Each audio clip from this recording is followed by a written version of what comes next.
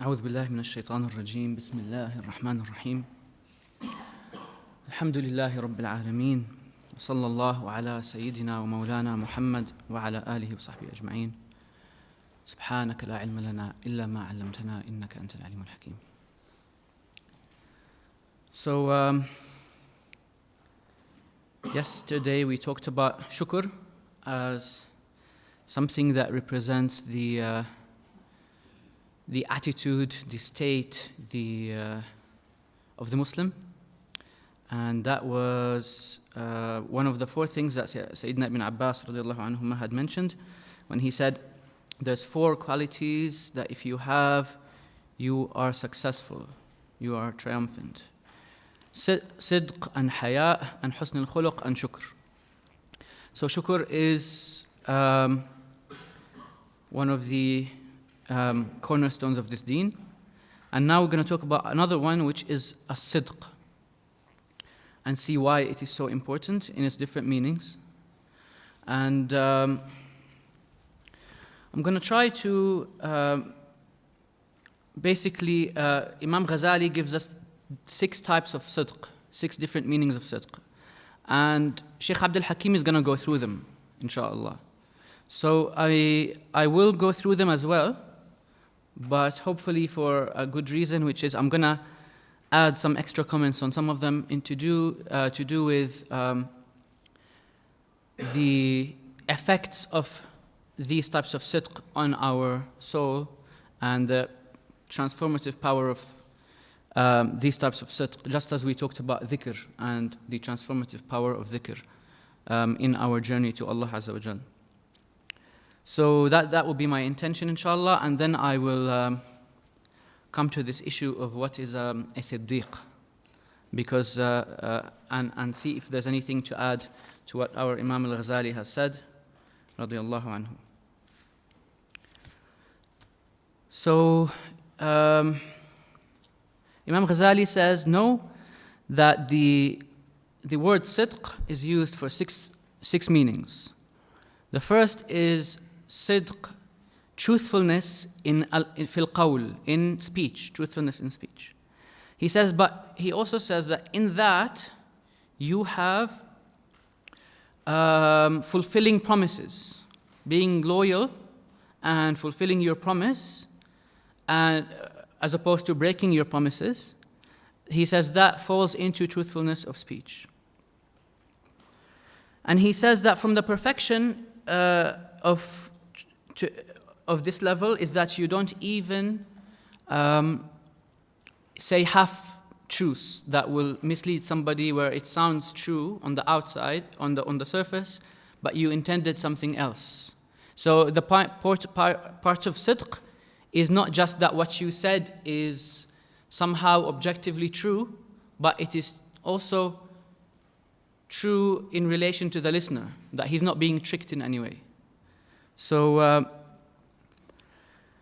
he says, in everything, however, there are exceptions given to us by the Sharia, by the Prophet ﷺ, in which, for example, in cases of warfare, in cases of fixing between people who are upset with each other, etc., sometimes there are exceptions. And he says, in that case, and these cases alone, when there is absolute necessity, sidq is actually your sincerity. Here, sidq in speech returns to what that you intend good.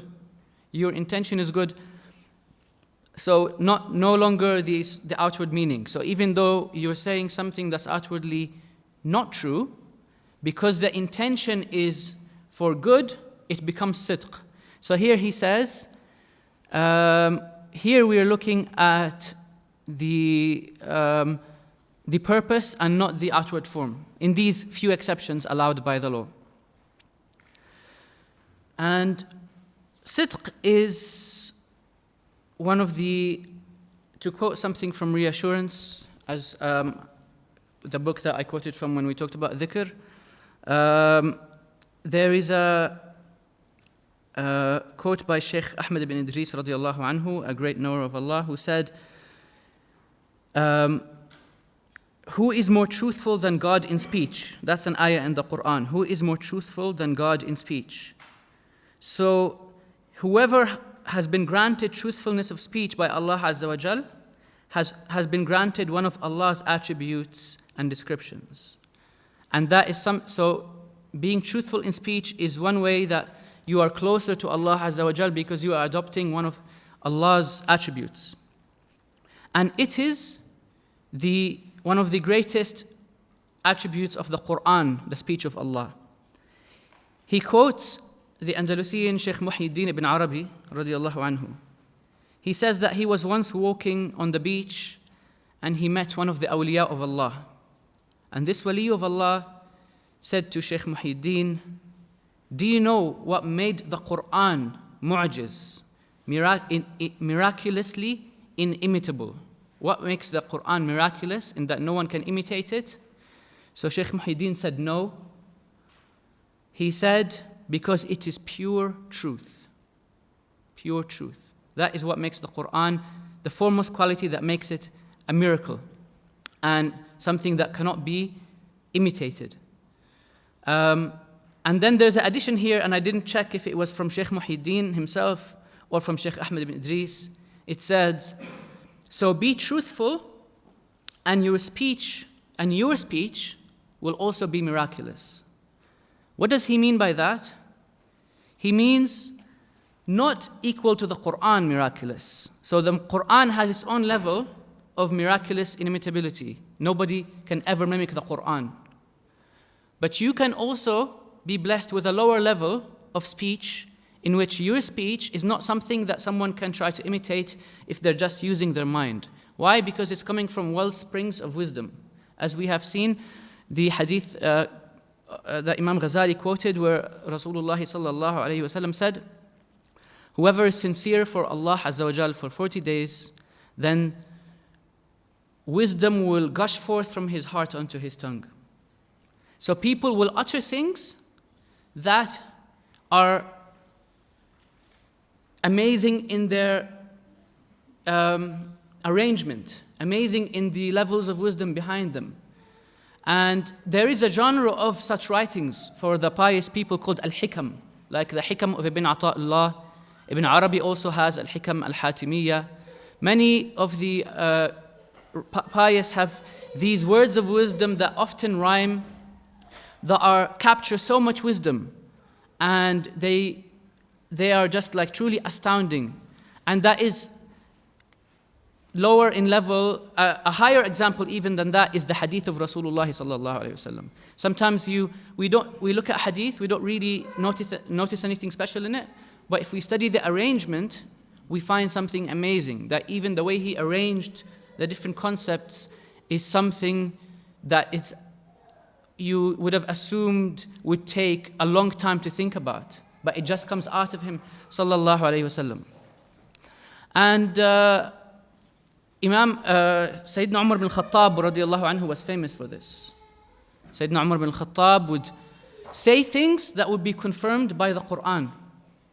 And he was described by the Rasulullah sallallahu alaihi wasallam as one of the muhaddathun, those who are not prophets, but they are spoken to, as described in hadith in Bukhari and Muslim, that there were people in the previous nations who were not prophets, but they were muhaddathun. And if there was any of them, any like them in my ummah, then Umar is one of them. Ibn Hajar radiallahu anhu says, we know that we have them in our ummah. In fact, our ummah is the best of ummahs. So why is Rasulullah sallallahu alaihi wasallam saying, if there are any in my ummah, then Umar is one of them? Because Sayyidina Rasulullah sallallahu alaihi wasallam is wanting to tell us that their existence is not necessary, so that we don't make them equal to the prophets and say that we need them, or that they are infallible like the Shi'i concept of imams, that we need them. But in fact, they do exist, and there's many of them, and Umar was the greatest example of them. And there's about 22 places where what he said was confirmed by the Quran. And Imam Bukhari narrates that there's another explanation of muhaddathun, which is a synonym, which is mukallamun. It's as if they are being spoken to. And one time Umar bin Khattab was giving a khutbah, and another sahabi he was just so in love with those words of wisdom coming out of Sayyidina Umar that he just shouted, I swear by Allah that you are mukallam, that you are spoken to. So he was so taken by the eloquence and the wisdom gushing out of the mouth of Sayyidina Umar ibn Khattab radiallahu anhu. So being sincere and being truthful and being careful to always say the truth can lead to you accessing that wisdom of inspiration. Like Sayyidina Rasulullah sallallahu alaihi wasallam said, O Jibreel, assist Hassan ibn Thabit in his poetry, in defense of Islam, in praise of Rasulullah sallallahu alaihi wasallam against what the enemies say.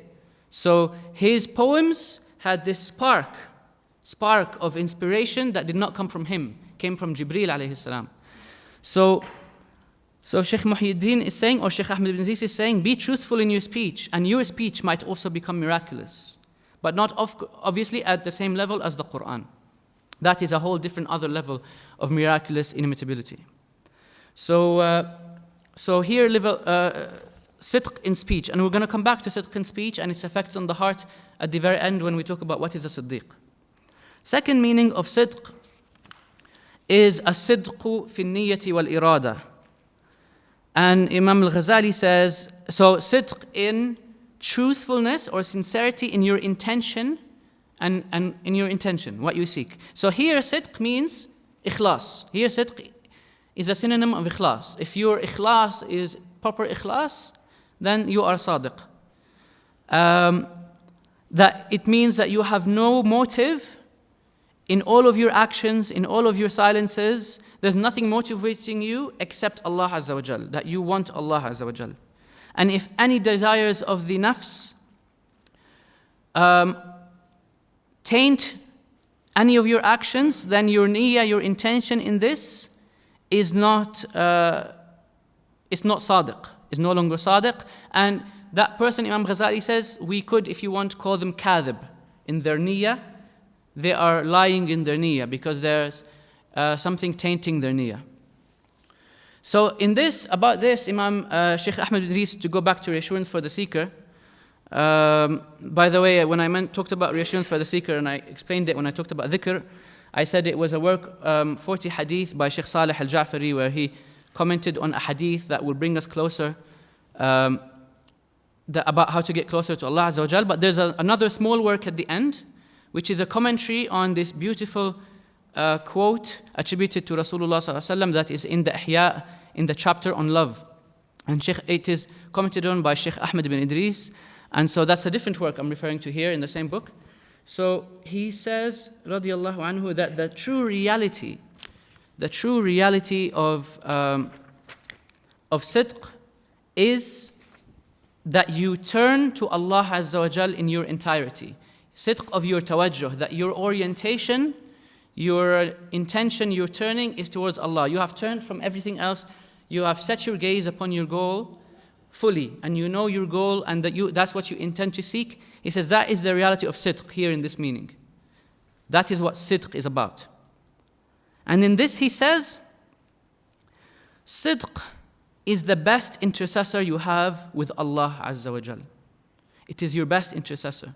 Yani you falter, you make mistakes, you sometimes don't live up to your intention, but having really sincerely that intention, that is your intercessor with Allah. That will take you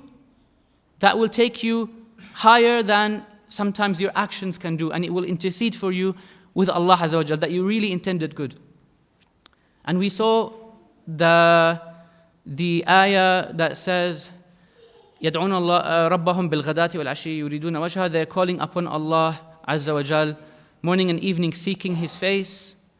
And Rasulullah sallallahu alaihi wasallam is saying to them, is being told by Allah Azza wa Jal, go sit with these people and be with them.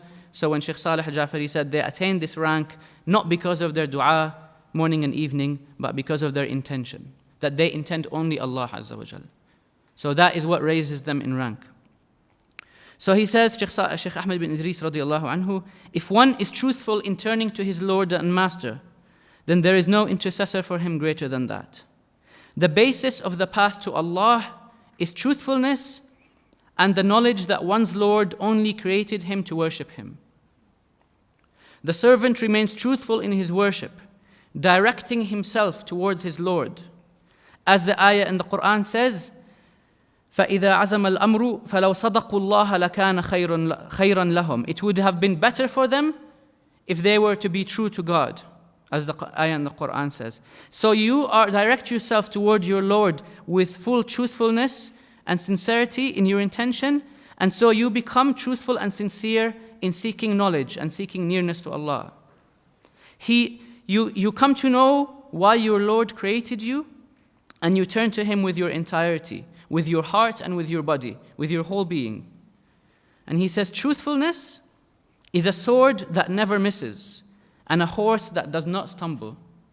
And that reminds us of that saying of Abu Sulaiman al-Darani that Shaykh quoted this morning or last night, اجعل الصدق مطيتك والحق سيفك والله طليبتك. Make the sidq your horse, and al-haq, the truth, your sword, and Allah Azza wa Jal, your goal, what you seek. And we saw also a quote that Shaykh Abdul Hakim quoted from Imam al-Ghazali as well, where Mansur ad-Dinawri was seen in a dream, and he was asked, how did Allah Azza wa Jal treat you? And he said, Allah has forgiven me and showered me with mercy and given me what I never could have asked for or hoped for, what I didn't even expect or imagine. So that person who saw him in the dream said to him, what is the best thing through which you turn to Allah Azza wa Jal and approach Him? He said, as-sidq. As-sidq is that your sincerity in seeking Allah Azza wa Jal. There's a dua that I love of Shaykh Salih al-Ja'fari, where he says, oh Allah, I ask you a true tawajjuh towards you, a true orientation towards you, tawajjuhan, yet I think it goes something like that pushes away from me every possible harm. Meaning just by virtue of me truly sincerely wanting only you, Ya Allah, I ask you such a sincerity that you love me for it, that I don't need to ask you for anything else. That because I want you sincerely, you protect me from everything else, and you protect me from every harm, and you remove the obstacles from my path. It's a really beautiful dua. So that here is sincerity in the meaning of seeking, of the reason that you seek Allah. And to go back to Shaykh Imam al-Hakim al-Tirmidhi radiyallahu anhu, who I keep quoting, because he's the first person to systematically and comprehensively write a description of the different levels of nearness to Allah Azza wa Jal and the path to that nearness. He's the first Muslim to have written in depth about describing how people reach Allah Azza wa Jal, and describing the different knowledges of those who are near to Allah and their different ranks and their different names. And like I said, he has written this in more than one book called Siratul Awliya, which is translated into English, in a book called The Early Conception of Sainthood in Islam, something like that, or The Conception of Sainthood in Early Islam. And he has also, as far as I can tell, the earliest ever commentary on hadith, other than a very basic one on the Muwatta, which is very simple, like a few words here and there. And it was his own compilation of hadith, again, aimed at going deep. So the first real commentary on hadith is actually a Sufi commentary on hadith. And it's all about showing our relationship with Allah Azza wa Jal. So Hakim al-Tirmidhi says that the seeker of Allah Azza wa Jal makes intention to reject the desires of his 7 limbs. And Allah Azza wa Jal sees that sincerity in his rejection of his desires, and what he intends. What is the goal? What is his goal of rejecting those desires? And he says here that intention splits into 2. There are those who are sincere with Allah in their intention to reject their desires. Why? Because they want to purify themselves and they want to meet Allah Azza wa Jal having purified themselves in order to receive what the siddiqin have been promised of reward for their struggle. So he's saying, I'm going to work hard and I'm going to be sincere in order to receive my reward from my Lord, the reward that He has promised those who are sincere. He says these people will be left to their struggle because they want to get there through their struggle. They believe that they can get there through their effort, so Allah is going to leave them with their effort. And on the Day of Judgment, He's going to ask them about that sincerity of theirs. As it says in the Quran, لِيَسْأَلَ الصَّادِقِينَ عَنْ صِدْقِهِمْ. He will ask the truthful about their truthfulness.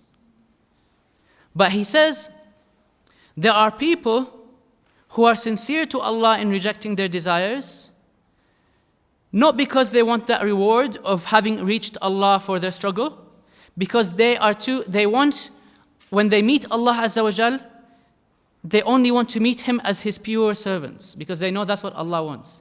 They cannot possibly accept that, how can I reach Allah when I'm not a proper servant of Allah Azza wa Jal, and because they seek the bliss of meeting Allah Azza wa Jal. And He says, these are the people for whom the door will open, because He says, you cannot reach Allah by your effort. Allah has to take you to Him. So for these people, the door will be open and they will be pulled towards Allah Azza wa Jal. These are the ones mentioned in the Quran, in the ayah that says, وَالَّذِينَ جَاهَدُوا فِينَا لَنَهْدِيَنَّهُمْ سُبُلُنَا. Those who struggle in our sake, we will guide them to our paths. And so the gate will be opened for them, and light will illuminate their chests around their heart, and they will start to experience the bliss of this path and the breezes of mercy from this path, and that will strengthen their intention to reject their desires for the sake of Allah. And every time they reject something more, they progress even more on the path. But he then goes into a very lengthy description. You can read it, even though I'm not very happy actually with the translation. I don't think it gets it in many places. So maybe read the Arabic, where he says, ultimately, this person, the successful person, will be successful if he realizes that he can never truly get rid of that hidden tricks of his nafs. And ultimately, the only way for him to succeed once again, is to rely on Allah, not on his effort, and to realize that he has tried every single avenue to get closer to Allah, tried everything he can, but he keeps finding that he is not sincere, feeling that he is not sincere in his intention, and then the only thing left for him is to break down and cry. The only thing left is to break down and cry and say, Ya Allah, I have tried, but I am weak and I can't. And then he says, وَأَمَّا يُجِيبُ الْمُضْطَرَّ إِذَا دَعَاهُ. Only then will Allah, as He promises in the Quran, I respond to those in need, those truly in need, who recognize. If you just say now, oh Allah, I've tried everything, you're not really in need, because you don't really feel that. But once you've really put every possible effort, and then you know that you're still not there, then you are really crying out of need. And that's when Allah will respond to your dua and bring you to Him, not of your own effort. And Allah has promised to fulfill the requests of those in need. And we saw, this is exactly what I said earlier in the first talk, in the first day, what Imam al-Ghazali said in his Al-Munqidh min al-Dalal, that he realized that his intention was wrong in his teaching of knowledge, and he realized that this would lead to his perdition. And he said, every time I tried to escape, my nafs would stall me, would trick me, would promise me promises, until he said, all this time I was in a state of choice. I had a choice. Until he said, I reached the state when I had no choice anymore. I was left without choice, because he really had tried everything. And he said, when I was left without choice, that's when I broke down and cried. Exactly mirrors what Hakim al-Tirmidhi says. I broke down and cried. And he says, وَأَمَّا يُجِيبُ الْمُضْطَرَّ إِذَا دَعَاهُ, Allah has then saved me and allowed me to escape and leave my position and go work on improving my intention. And then he came back who he was. So that is sincerity, about sincerity on the path in the meaning of your intention. Truly turning towards Allah Azza wa Jal with the entirety of your being. The third meaning, the third and fourth are to do with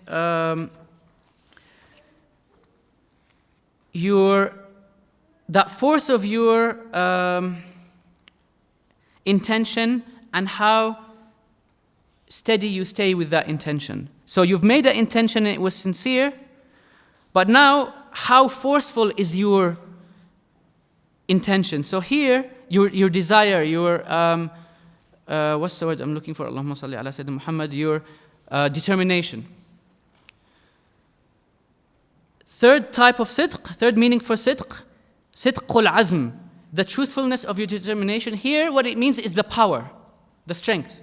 Here, sidq means strength, strength of your determination. So, how strong is your determination to reach your goal? And the fourth is al-wafa'u bil-azm.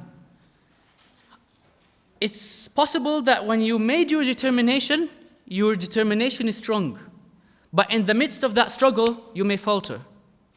So, how strong are you when you are facing those difficulties? When you make mistakes, when you trip and fall, when you're fighting for the sake of Allah, outwardly or inwardly, when you're struggling for the sake of Allah in any way possible, how truthful will you be to your promise to Allah Azza wa Jal? These are 3 and 4. And here, comes the meaning, especially in 4, when it comes to, so 3 is before the action, 4 is during the action, is being true to your promise. Here, as Shaykh Abdul Hakim will clarify again, sidq means to be true to your promise, to fulfill your promise. That's the meaning of sidq here. And this meaning of sidq is so important because because in one of the greatest, most central teachings in Islam is this covenant between you and your Lord. It is at the very heart of Islam is that there is a relationship between you and your Lord. And for example, also the Quran gives us the example of Allah's relationship with the children of Israel. O children of Israel, remember my blessings with which I blessed you, and fulfill my covenant, and I shall fulfill yours. Fulfill my covenant, and I shall fulfill yours. We worship Allah, and Allah Azza wa Jal gives us what He promises. But we need to worship Allah sincerely. And so this is at the very center of Islam. And the Sahaba gave bay'ah to Rasulullah sallallahu alaihi wasallam. إِنَّ الَّذِينَ يُبَايِعُونَكَ إِنَّمَا يُبَايِعُونَ اللَّهَ يَدُ اللَّهِ فَوْقَ أَيْدِيهِمْ فَمَنْ نَكَثَ فَإِنَّمَا يَنْكِثُ عَلَى نَفْسِهِ وَمَنْ أَوْفَى بِمَا عَاهَدَ عَلَيْهِ اللَّهَ فَسَيُؤْتِيهِ أَجْرًا عَظِيمًا. Those who pledge, who give you the pledge, are only giving their pledge to Allah Azza wa Jal. The hand of Allah is above their hands. So whoever turns back on his intention, then he is turning back against his own self. But he who fulfills what he has promised Allah, Allah will give him an immense reward. So this concept of the promise that we all have as Muslims to Allah Azza wa Jal. There's a lot of people who think the bay'ah of the Sahaba to Rasulullah sallallahu alaihi wasallam is a bay'ah of, like the bay'ah of Aqaba, where they pledged allegiance to protect him sallallahu alaihi wasallam, as if he was one of them. And so it was a military type of bay'ah or protective type of bay'ah. But that's not the only bay'ah. Rasulullah sallallahu alaihi wasallam, if we look at all the Sahih hadith, used to ask his Sahaba to give him bay'ah again and again and again. And one time, one of the Sahaba says that Rasulullah sallallahu alaihi wasallam we had just given him bay'ah, and then he again said to us, "Come, will you not give bay'ah to Rasulullah sallallahu alaihi wasallam?" They said, "Ya Rasulullah, did we not just give you bay'ah?" And he said, sallallahu alaihi wasallam, "Will you not give bay'ah to Rasulullah sallallahu alayhi wa sallam. So they all rushed and put their hands at the hand of Rasulullah sallallahu alayhi wa sallam. And he said, give me bay'ah that you will pray your 5, that you will give your zakah, that you will fast, and that you will hear and obey. And then he whispered to them and he said that you do not ask anyone of anything. He sallallahu alayhi wa sallam, there's a lot of poor people in Medina. So he wanted them not to beg. So he whispered to them, he said, I want you to not ask anyone of anything. And so after that, these people, even if they're on a camel or a horse, and if they dropped their whip, they took that bay'ah, the oath they pledged so strongly, if they dropped something and there's someone walking next to them, they wouldn't ask them to give it to them. They would jump and get it because they don't want to ask anyone of anything. So he sallallahu alaihi wasallam used to ask people many times, come, give me bay'ah that you will hear and obey. Give me bay'ah that you will do as much as you can, as to the extent of your effort. And there's also the bay'ah of the women described in the Quran, the bay'ah of women, that you will remain chaste and you will do this and do that. So here the intention of the bay'ah is to renew your determination. To renew your determination. It is not a bay'ah of Islam or a bay'ah of jihad. It is a bay'ah of the path to Allah. This is the bay'ah of the path to Allah. That I am pledging, making an oath that I am going to work hard for seeking Allah Azza wa Jal. And so the Quran praises رِجَالٌ صَدَقُوا مَا عَاهَدُوا اللَّهَ عَلَيْهِ. Men who are truthful to what they promise Allah Azza wa Jal, meaning they fulfill their promise. And men here does not mean just men, it means men or women. And even though men, usually in the language, men, because you could say, okay, men is used, but was the intention is men and women? But actually, men, even though it is used for males, it is more like when you say mankind, those who are standing on 2 feet. And if you look at the origin of the word for rijal, it's from rijl, legs, that we as humans, we stand up on our legs, unlike the animals. And it is, so the symbolism behind it, the real intention behind it is those who are firm, who are strong. Okay? That if there's a palm tree that cannot be uprooted, they call it I think, rajula or rijla or something like that, to that mean. Yeah? Rijla? Thank you. So, and the word, that root for rajul, rijl, has a lot to do with something being strong, being harsh, being solid. So that's the real meaning. It is, rijal means you're standing firm, whether you are a man or a woman. You stand firm and you fulfill your desire. And in fact, the Arabs sometimes did not have a problem saying rajula for a lady. It's used in poetry. If you look in Lisan Arab, they even said rajula for a lady, even though it usually means man, but they would sometimes, especially in poetry, if it's convenient, but not always in poetry, even in prose, they might say rajula, ar-rajulu wal-rajula. So it's possible. So don't look at the surface. It's talking about those who are strong in the path. That is rijal. So Imam al-Ghazali says this sidq is more difficult than the third before it, because sometimes your nafs is generous with you, with its intention, with its determination. It says, yes, I'm fully determined, but then it will be cowardly when it comes to fulfilling that promise. And Abu Sa'id al-Kharraz, the great early Sufi, said, I saw in my dream as if 2 angels descended from the heavens. They said to me, what is sidq? He said, it is fulfilling your promise, being true to your promise. The angels said, sadaqt, you have spoken the truth. And they went back up into the heavens. So it is fulfilling your intention. Hakim al-Tirmidhi, he is the first of many in Islam. He is the author of many different genres that he was the first in. And that happens a lot with Sufis. You'll see Sufis always coming up with new types of writings that no one else has preceded them to. Hakim al-Tirmidhi has a small work called Budu Sha'n al-Hakim al-Tirmidhi, the beginning of the affair of al-Hakim al-Tirmidhi, which is the first autobiography in Islam. And he talks about his spiritual progress and how he reached what he reached in terms of nearness to Allah Azza wa Jal, in order for his students to know and appreciate.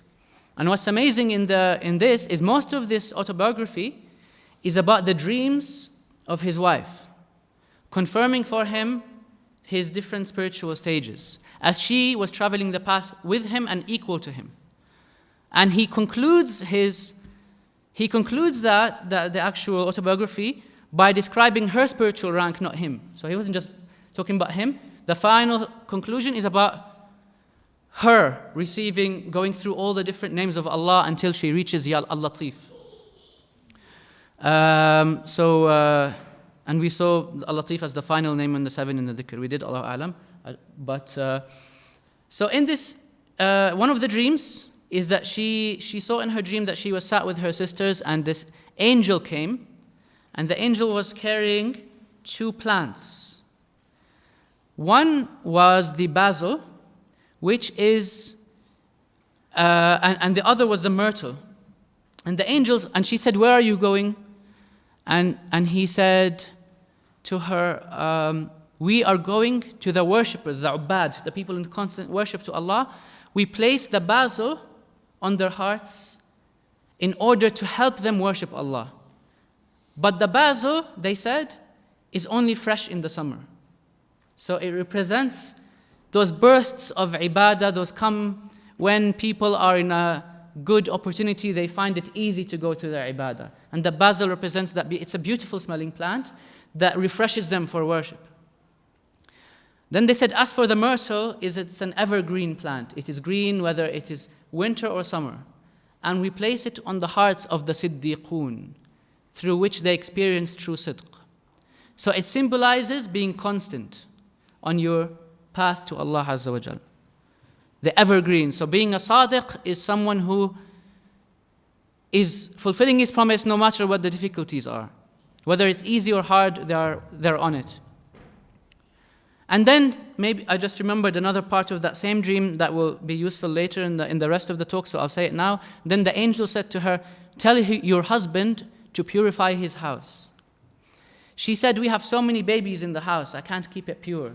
But they didn't have diapers back then. The angel said, "That is not what I mean." He said this, "Purify the house with this." And so part of siddiqun and siddiqiyya is purify your tongue. The 5th type of sidq that Imam al-Ghazali tells us is as-sidq fil a'mal, sidq in your actions, here in the meaning of your actions being truthful, in the meaning that your outward is not different than your inward. And so, if your outward is intentionally different than your inward, you act outwardly different than what is in your intention. On purpose, that is called riya. And through riya, you miss out on ikhlas. But if it's not through intention, so your outward is different than your inward unintentionally, you could still be considered not sadiq. Why? Because even though you didn't intend to look better than what you really are, someone might see you doing something and he might think that you are better than you really are. So he said is to try your best in a way to hide your good, so that people don't think you're better than you are by judging by the surface. He said that is sidq, that Imam al-Ghazali is sidq fil a'mal. And number 6 is as-sidq fi maqamat ad-din. I just want to make sure I haven't missed anything because my notes are everywhere, as usual. So, sidq fi maqamat ad-din, being sincere, being truthful in all the different stations of the path. And he said this is the highest and rarest of types of sidq. What does that mean? It means accomplishing all that needs to be accomplished in the deen.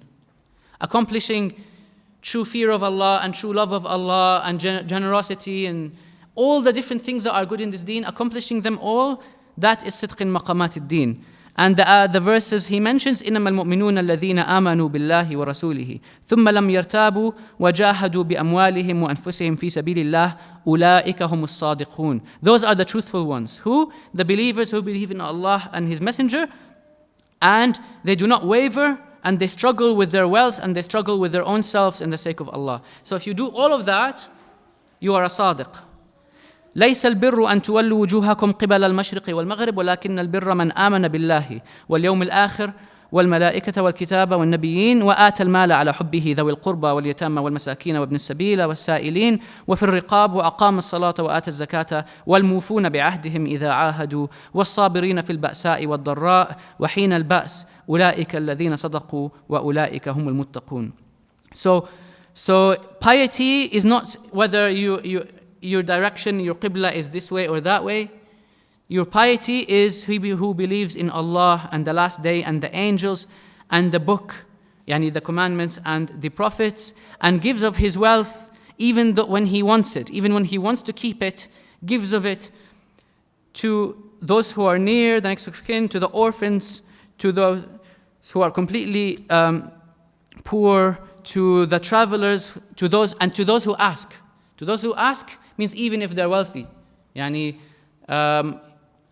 Imam al-Hussein radiallahu anhu says something like, I'm not sure if it was a hadith he was saying, I think it's a hadith, but let's say it is a saying of Imam Hussein that to give somebody who asks you even if he's riding on a horse and dressed in the best of clothes. And وَفِي الرِّقَابِ, and to free slaves. And then he establishes the salah and gives the zakah, and those who fulfill their promises when they promise, and those who are patient in times of difficulty and extreme difficulty and harshness, and during when things get really bad, like in war, for example. أُولَٰئِكَ الَّذِينَ صَدَّقُوا وَأُولَٰئِكُمُ الْمُتَّقُونَ. Those are the people who صدقوا, who are truthful. So Imam al-Ghazali says that is the sixth meaning of sidq, which is to, if you do all those, the Quran describes you as a sadiq. And then Imam al-Ghazali says, if you do all of that, you become a siddiq. Why? Because siddiq, the word siddiq, is intensive for sidq. For sadaqah, he was truthful, he was sincere, he fulfilled. So the intensive is siddiq. And so he says, in order to become a siddiq, you need to accomplish all of that. So that's what is in Imam al-Ghazali, plus some of my own additions I wanted to add. Now I want to come to this concept of Siddiq a bit more closely.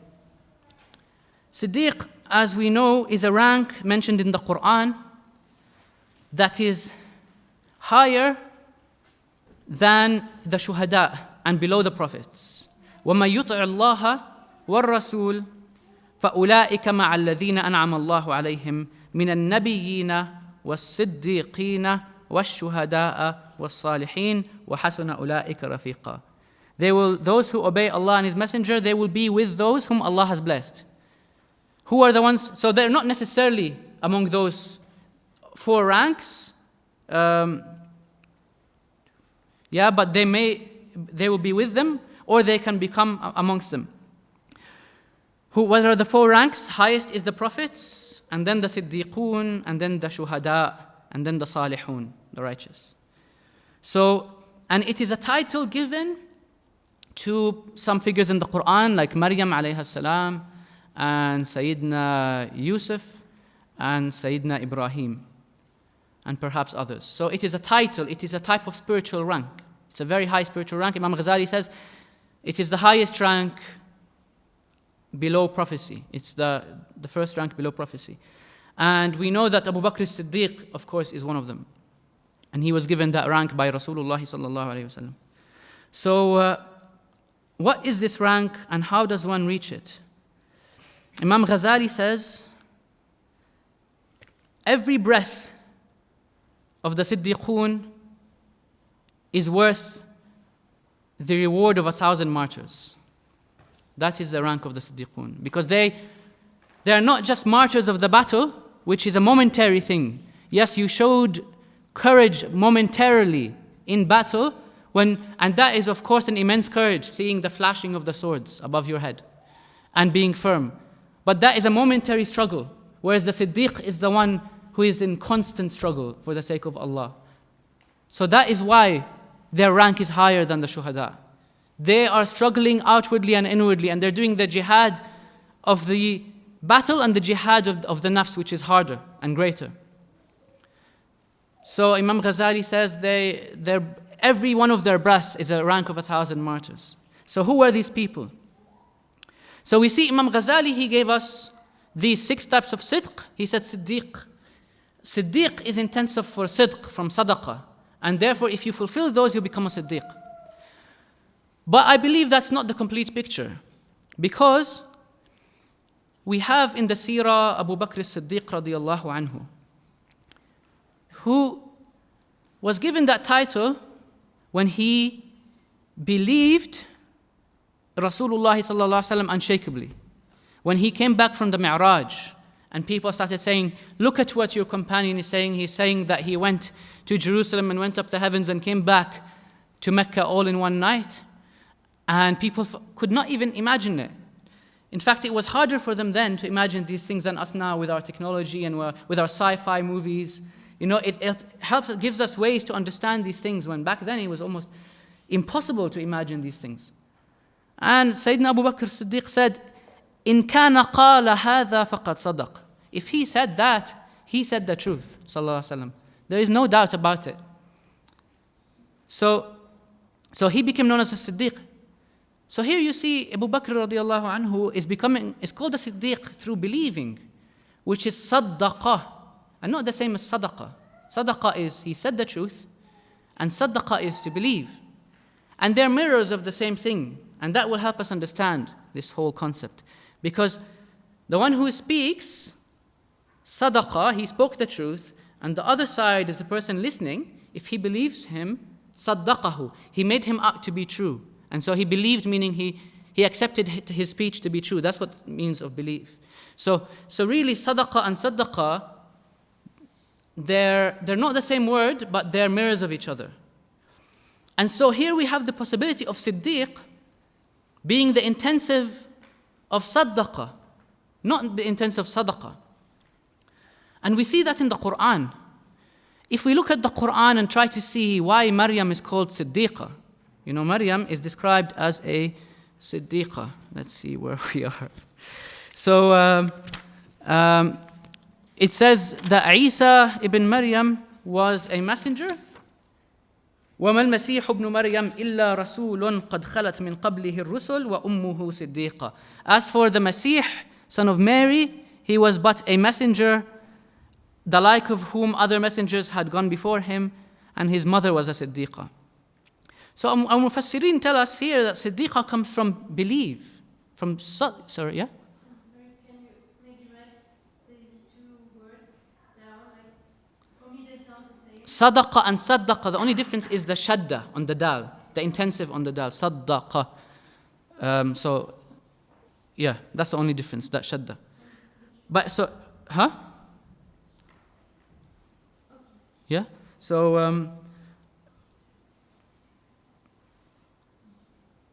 Al-Masih ibn Maryam, his mother was a Siddiqah.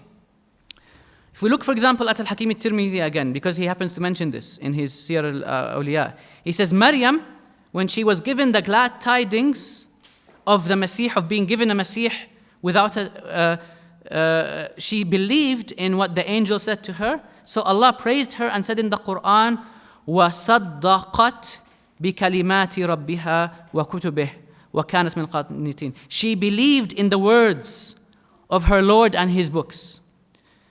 وَسَمَّاهَا فِي التِّنزِيلِ صِدِّيقًا. So here Hakim al-Tirmidhi is doing tafsir of Quran by Quran.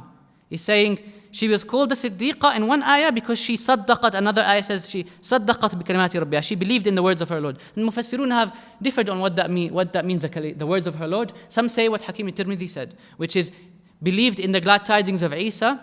And some say it means some kind of inspiration that came to her from Allah Azza wa Jal, and His word. And in believing in the books of Allah, she saddaqat, so she became a siddiqa. And that is what Zamakhshari says, the author of the greatest work of linguistic-based tafsir. He said the siddiqa means al-musaddiqa lil-anbiya, those who believe the prophets. And that's what Ibn Kathir says as well. Mu'minatun bihi musaddiqatun la. She is called siddiqa because she believed in him. And so here we have our tradition telling us that siddiq is actually intensive of tasdiq, of saddaqa and not sadaqa, of to believe. And also Sayyidina Ibrahim alayhi salam is described as a siddiq in the Quran.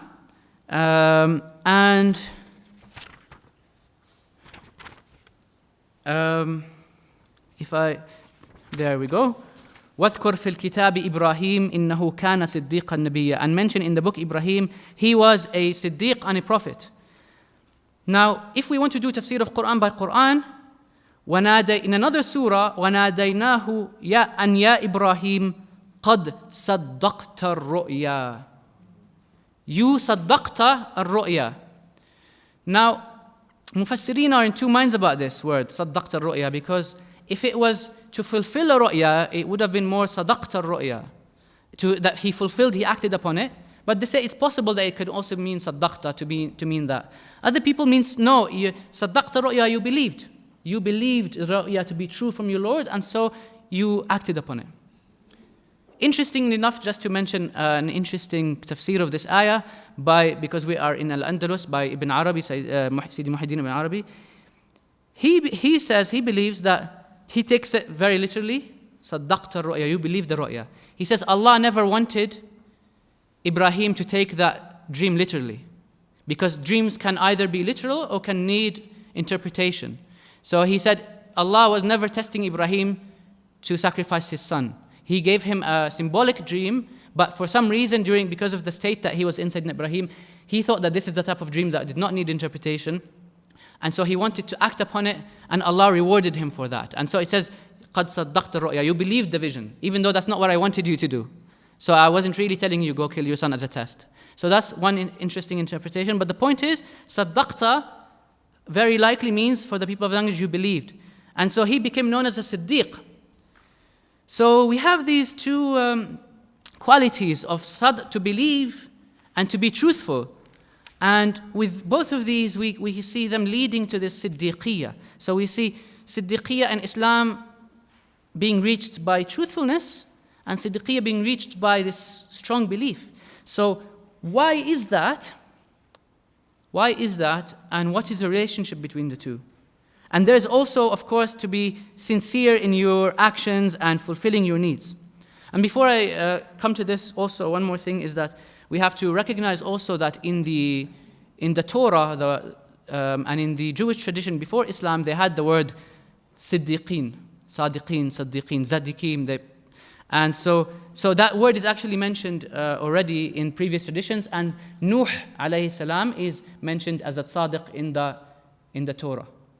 But in the Jewish tradition, more often they actually use that title for Yusuf, which is as if they've taken it from, I don't know if that's from before Islam or after Islam, they came to apply it to Yusuf, because it's not in the Old Testament, but it's in the Quran, where they come to Yusuf and say, O Yusuf, O Siddiq, interpret this dream for us. So I don't know if in the Hebrew tradition they took it later, but they have that word of Siddiqun before us. And in the surah of Yusuf, it seems to mean Siddiq, that he is a righteous person. And that's what it means in Hebrew. It means someone who is internally just and upright and righteous. It means pious in their language. And these people, they said, those people who came to Sayyidina Yusuf in prison, they said, we see that you are min al-muhsinin. We see you as one of the people of ihsan, people of good. And then when one of them remembers that his interpretation came true, he comes back later and he says, he goes to the king and tells him, and so they go to Yusuf and they say, O Siddiq, tell us about the interpretation of this dream. So here, Siddiqiyya might mean that someone who is in the sense of pious and righteous and people of ihsan, someone who, like Imam al-Ghazali said, has completed all the maqams of Iman and Islam and ihsan. So what is the relationship between these two concepts? How is Siddiq intensive of sadaqah or saddaqa? Or could it be both at the same time? Because ultimately they come from the same root. They're ultimately two mirrors of the same thing. So that's what we, inshallah, will investigate. And how can we act upon that practically to try to attain that rank? And you might think, oh, Siddiq, why would I even try, But unfortunately, in this day and age, it's not a luxury anymore to think, oh, it'll be nice to be a Siddiq. Rasulullah sallallahu alayhi wasallam said, بادروا بالأعمال فتنا كقطع الليل. Rush now to good deeds before the time comes where there's fitan, this is in Sahih Muslim, as dark as the night, where you wake up a Muslim and you go to sleep a kafir, or the opposite. So he's saying, fill your heart now with nur. Now fill it with nur before that time comes so that you are prepared. Umar bin Khattab radiallahu anhu walked into the Masjid al-Nabawi and he found Mu'adh bin Jabal had returned from Yemen. The Prophet ﷺ sent him as his representative to Yemen, and the Prophet ﷺ died when Mu'adh was back in Yemen. So he came back to Medina and Sayyidina Rasulullah ﷺ had already passed away. So Umar found him at the grave of Rasulullah ﷺ crying and crying and crying and crying. He said, what makes you cry? And so Sayyidina Mu'adh radiallahu anhu said, something I heard from Rasulullah ﷺ. So this isn't the first time when he came to the grave, but this is another time he was sat there because to make up for all the time he missed with the presence of Rasulullah ﷺ, he wanted to be near him. So he said, something I heard from Rasulullah ﷺ, and this is, both parts of this hadith are very relevant for us today. إِنَّ الْيَسِيرَ مِنَ الرِّيَاءِ shirk. A tiny bit of ostentation is shirk. Yeah? وَإِنَّ اللَّهَ يُحِبُّ الْأَتْقِيَاءَ الْأَخْفِيَاءَ. Allah Azza wa Jal loves the people who are pious and hidden. If they're in a group, nobody notices them. And if they're absent, nobody's going to ask for them. قُلُوبُهُمْ مَصَابِيحُ الْهُدَى. Their hearts are lanterns of guidance. يَنْجُونَ مِنْ كُلِّ غَبْرَاءٍ مُظْلِمَةٍ. They will be saved from every intensely dark fitna and trial. So, we see this now already happened, and it is happening. The more fitnas are piling up on our ummah, people are losing their faith. So it's not a luxury to say, oh, it'd be nice to be a Siddiq, or it's nice to have the unshakable certainty. We should all strive our best to reach a level of unshakable certainty, because nobody knows the ghaib, but I believe that we are coming to maybe humanity's darkest hour, Allahu A'lam, or at least for Muslims, and we need to prepare ourselves and our hearts. So how do we work on our hearts and try to reach that level of Siddiq, someone who is unwavering in his belief, like Abu Bakr as-Siddiq radiallahu anhu? So let's see what Sayyidina Rasulullah sallallahu alaihi wasallam has to tell us. We know about, from the Quran and tradition about Abu Bakr, the Siddiqiyya, and we know from the hadith that Siddiq is intensive of to speak the truth. This hadith, Shaykh Abdul Hakim quoted from Imam al-Ghazali's chapter, but I will say it again now in English. A person will keep speaking the truth and looking carefully into only speaking the truth until he is written down with Allah Azza wa Jal as a man of truth. And a man will keep lying and looking carefully into lying until he is written down with Allah as a liar. So until he is written down with Allah as a Siddiq. So here, this hadith in Bukhari and Muslim is telling us, through being very careful with your speech, you can become a Siddiq. Look very carefully to always say the truth no matter what happens. And the opposite is he who lies or looks carefully into lying. Meaning, for example, as commentary by Shaykh Ahmed bin Idris on this hadith says, that you want to sell something, you want to, your CV to look good, you try to, change something here and there to present something as it's not. So, in order to benefit in the dunya, that is to look carefully into lying. So here Rasulullah sallallahu alaihi wasallam is telling us truthfulness in your speech takes you to the level of Siddiqiyya. So why? When I look at it and see those two mirrors of sadaqah and sadaqah, what I understand is that when you are truthful in your speech, you are ready to believe and trust others. Because what you have in your heart, you see in others. If you are always lying, you will assume other people to be liars. And if you are always being careful to speak the truth, you are more likely to think that other people are speaking the truth. And the more you think it's okay to lie here and there, the more you think, okay, maybe he's also lying here and there. So these two mirror acts of saying the truth and believing are actually feed each other. It's a cycle. You speak the truth, you're more likely to believe others. You become more ready to trust and believe someone else, because you, from your own experience, you see truthfulness. So for me, that is the first connection between the two. That is the main connection between the two. Whether you are Sidq or a believer, these feed each other into taking you into the level of Siddiq. They help each other out because they're one and the same, they're two sides of the same coin. And Rasulullah sallallahu alaihi wasallam clarifies this to us, inshallah confirms what I am saying through some ahadith. When he tells us that truthfulness in your speech causes an inner transformation, that straightening your tongue straightens your heart. So Rasulullah, Imam Ahmad ibn Hanbal radiallahu anhu narrated on the authority of Anas ibn Malik radiallahu anhu that he said that Rasulullah sallallahu alayhi wasallam said, the iman of a slave of Allah, the iman of a servant of Allah will never be straight. يستقيم لا يستقيم إيمان عبد حتى يستقيم قلبه, until your heart is straight. Your iman will never be straight until your heart is straight. ولا يستقيم قلبه حتى يستقيم لسانه. Your heart will never be straight until your tongue is straight. So if you want strong iman, straighten your tongue. And Ibn Mas'ud gives us an even more detailed explanation of this transformation. This is a saying of Ibn Mas'ud himself, radiallahu anhu. He says, the servant keeps lying, and with every lie there's a black dot coming into his heart until his heart is covered in darkness and he is written with Allah as one of the kadhibin. And if we take the mirror, the opposite of that, we could say that a person keeps saying the truth, and every time he's careful not to lie, nur enters his heart for that effort, and he becomes one of the siddiqin.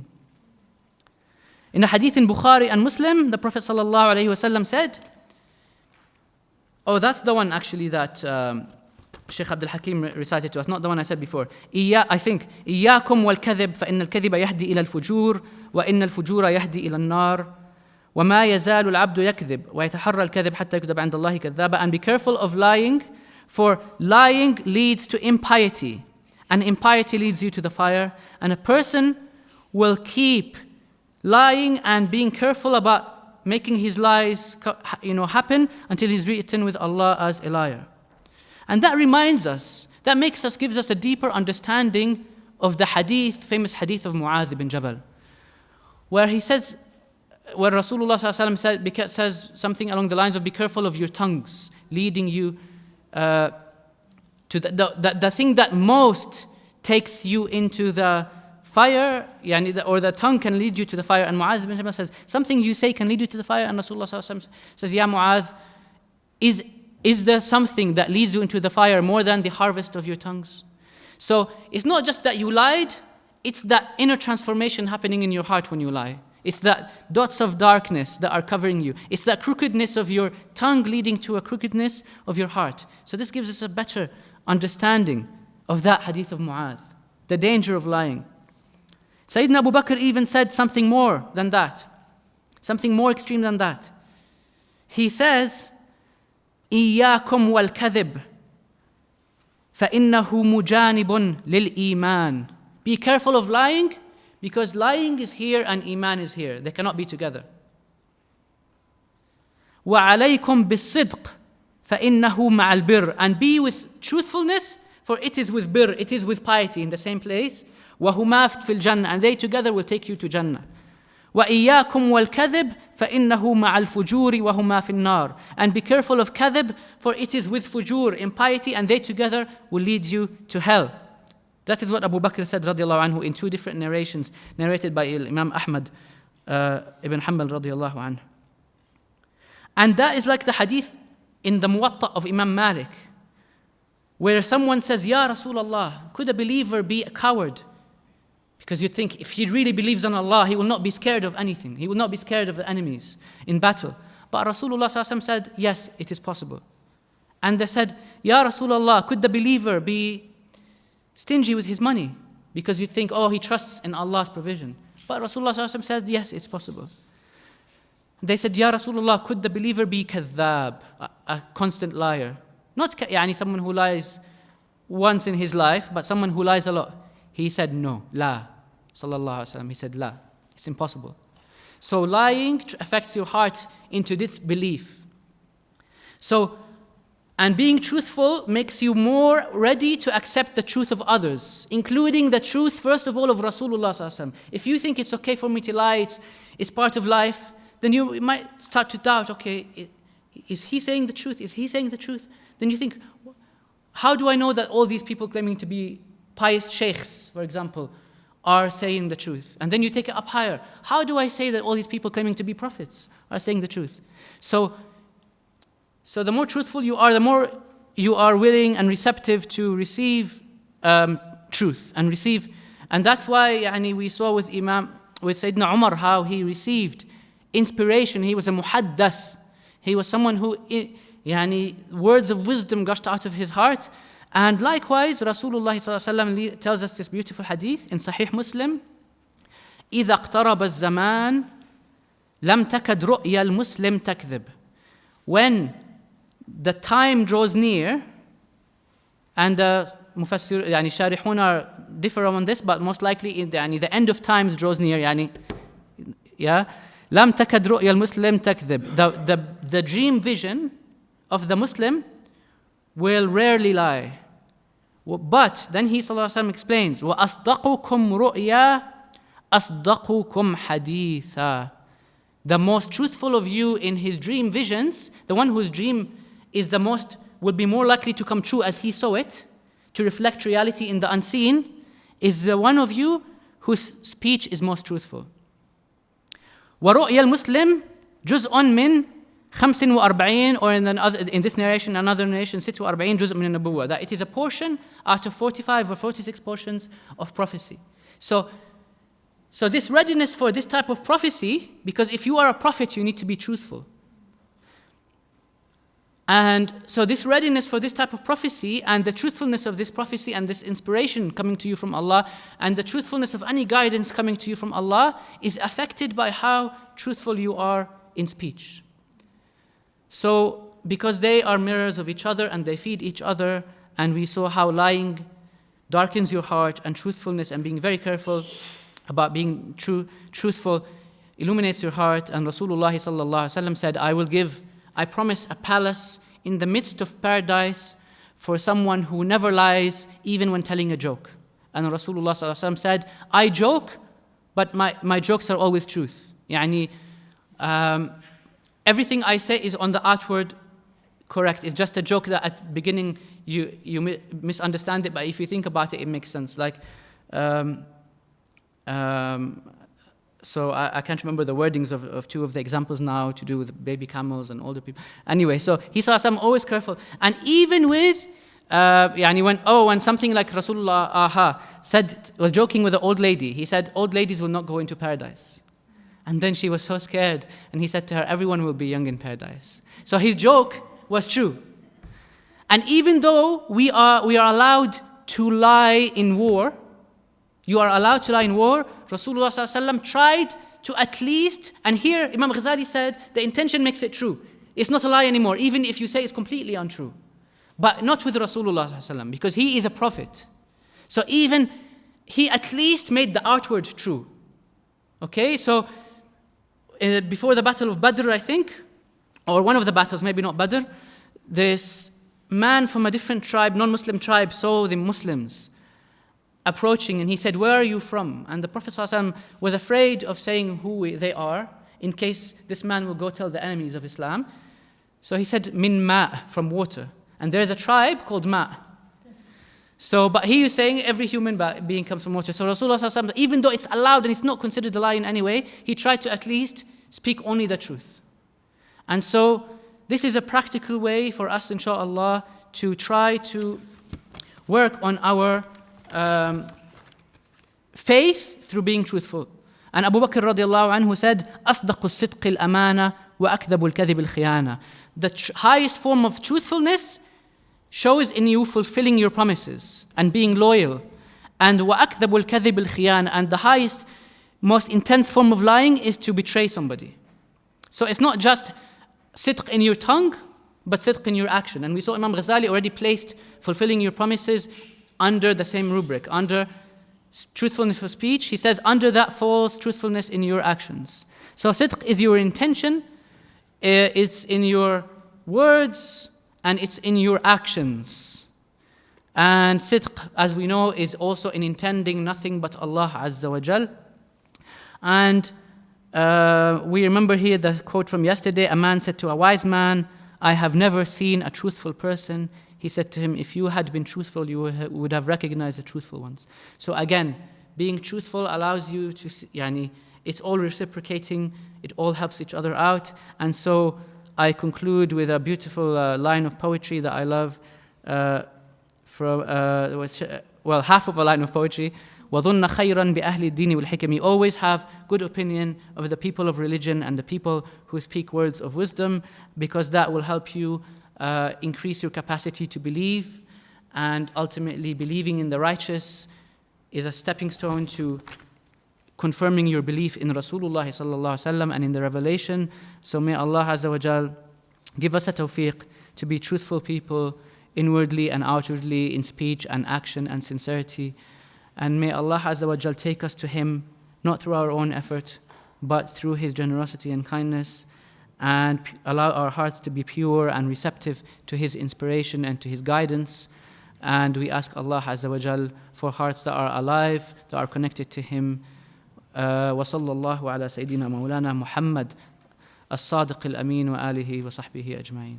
آمين. آمين. Any questions before we finish?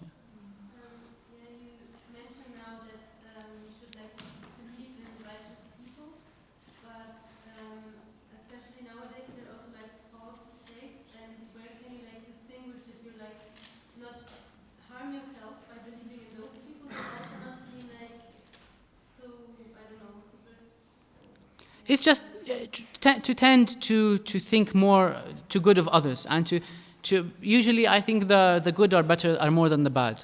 There are bad people, but make yourself more likely to readily accept what your Muslim brothers say, but being careful and smart. They say that some of the pious are so truthful always in their speech that they become so gullible that they accept what everyone says and they fall for, they don't even imagine somebody making a joke.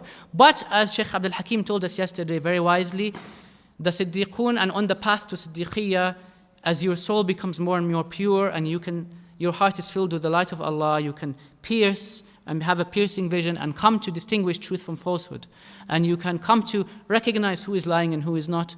So inshallah, by being truthful and working on our hearts, Allah will give us that wisdom and tawfiq to know who is lying and who is not. Or at least we ask always Allah to show us the truth and to allow us to follow it, and to show us falsehood as falsehood and to stay away from it. And we ask Allah always to guide us to those whom He loves and keep us away from those who are liars. And always remember dua and istikhara. Ameen. Ameen. Where was it? Yeah, I'm going to give you the full. This is Sheikh Saleh, whose book I've been quoting from every now and then. He has a poem called Al-Burda al-Hasaniyya al-Husayniyya. He saw that Imam al-Busiri had written a burda about Rasulullah sallallahu alaihi wasallam, but he, as a descendant of the family of Rasulullah sallallahu alaihi wasallam and someone who loved them very much because of his love of Rasulullah, he wrote a poem that imitated it exactly, but in rhyme and in general content, but it was all about the family of Rasulullah sallallahu alaihi wasallam. So in that, in his chapter on counsels, he says, the first half of the line might be that stay away. I'll get it for you, inshallah. But the half line I said is وَظُنَّ خَيْرًا بِأَهْلِ الدِّينِ وَالْحِكَمِ. Always have good dhan, husn al-dhan, for the people of religion and the people of teaching and wisdom. وَظُنَّ خَيْرًا بِأَهْلِ الدِّينِ وَالْحِكَمِ, and stay away from he says, the people who tell you to stay away from the people of piety and righteousness, and always sit in the gatherings of knowledge. These are some of the counsels from that section of the poem. Remember that by having husn al-dhan of others, you are strengthening your own capacity to believe and to have iman. Hey! Did anyone else have something to say? Or is that it? So you know this ability to lie during war.